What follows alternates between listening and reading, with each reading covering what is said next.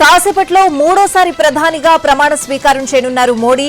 రాష్ట్రపతి భవన్ లో ఏర్పాట్లన్నీ కూడా పూర్తయ్యాయి. ఇప్పుడిప్పుడే నేతలంతా రాష్ట్రపతి భవన్ కు చేరుకుంటున్నారు. అమిత్ షా, జైశంకర్, మన్సుఖ్ మాండవియా చేరుకున్నారు.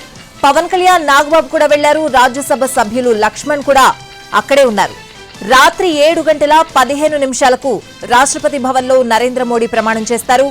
ఆయనతో పాటు మరికొందరితో మంత్రులుగా ప్రమాణం చేయిస్తారు రాష్ట్రపతి ద్రౌపది ముర్ము.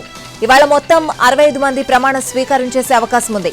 ఇందులో 37 మంది బీజేపీ నుంచి కాగా 12 మంది భాగస్వామ్య పార్టీలకు చెందిన ఎంపీలున్నారు. ప్రతాప్ రావు జాదవ్ కు మంత్రివర్గంలో స్థానం కల్పించనున్నారు.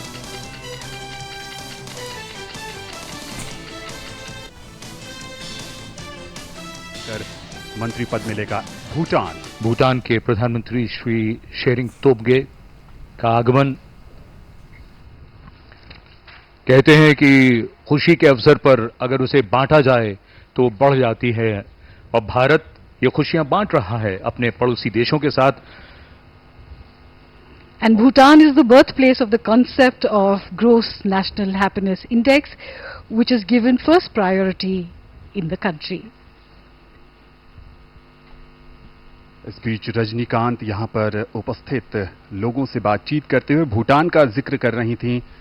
जसलीन, भारत भूटान का सबसे बड़ा व्यापारिक साझेदार है। इसके निर्यात और आयात में महत्वपूर्ण हिस्सेदारी भारत की है। चूखा, ताला, मंगदेछू जल विद्युत संयंत्र जैसी परियोजनाएं दोनों देशों की सफलता की परिचायक। The national dress of Bhutan is called the go, which men wear. It's a knee-length robe, somewhat resembling a kimono that is tied at the waist by a traditional belt known as kera. We are seeing the culture and traditions of India and of our guests. Mauritius के यहां पर प्रविंद कुमार जगन्नाथ का आगमन होता हुआ। Mauritius भी भारत का महत्वपूर्ण साझेदार रहा है।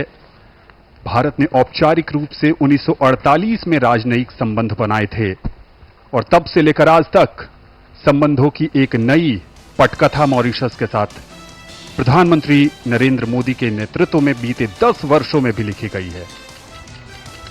एक एक करके यहां पर हमारे विदेशी मेहमानों का आगमन हो रहा है।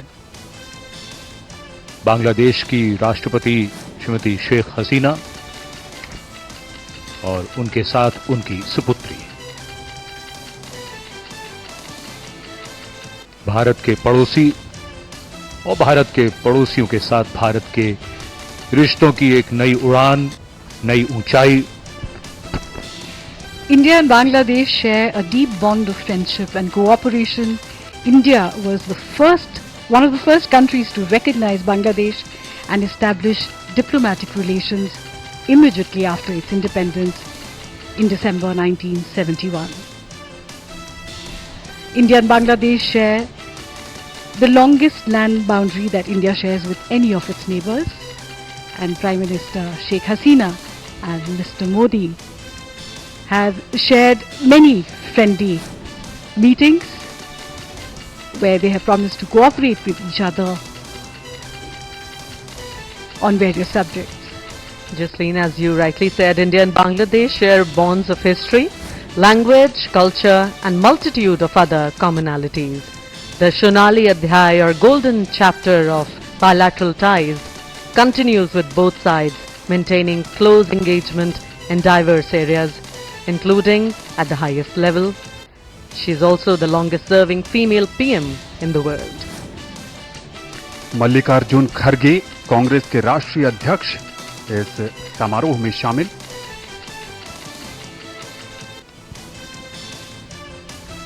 और बांग्लादेश की बात करें तो पिछले वर्ष यानी 2023 में प्रधानमंत्री नरेंद्र मोदी और बांग्लादेश के बीच जो समझौता हुआ, उसके तहत अखौरा अगरतला रेल लिंक का उद्घाटन, जो बांग्लादेश को त्रिपुरा से जोड़ता है। एक बहुत ही महत्वपूर्ण अवसर आज के शपथ ग्रहण समारोह के दौरान भारत के पड़ोसियों के बीच भी आपस में ये भेंटवार्ता, इस अनौपचारिक और कुछ औपचारिक माहौल में एक बहुत बड़ा अवसर है, बहुत बड़े स्तर पर, जब देश के हर कोने से यहां पर नामचीन हस्तियां और समाज के हर वर्ग का प्रतिनिधित्व करते हुए लोग मौजूद, गणमान्य व्यक्तियों की उपस्थिति से शोभा बढ़ती हुई इस समारोह की, और मंच पर वो चर्चित और महत्वपूर्ण चेहरे। और इस समय आगमन हो रहा है सेशल्स के उपराष्ट्रपति श्री अहमद आफिफ का।